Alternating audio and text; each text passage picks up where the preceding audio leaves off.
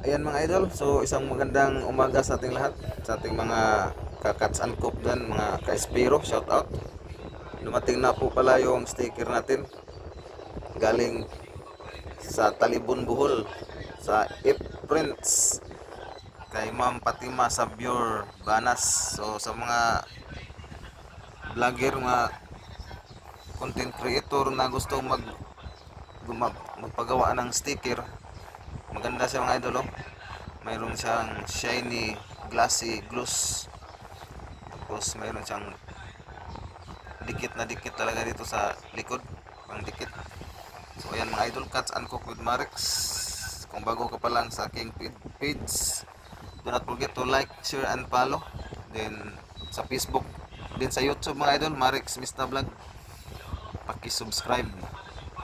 So ayun, maraming salamat sa ating sponsor. Kung gusto niyo ring magpagawa ng logo, katulad nito, marami pang naka-reserves na logo sa LT Graphics. Sa comment section ng atong link nindot kayo mo gawma og mga logo mga idol. Logo sa yung vlog or bisan unsa nga logo. So ayan, Prints sa Talibon at LT Graphics sa Kandihay Bohol. So spread love mga idol sa gustong sticker o magpagawa ng logo, walang problema. Nasa comment section atong link.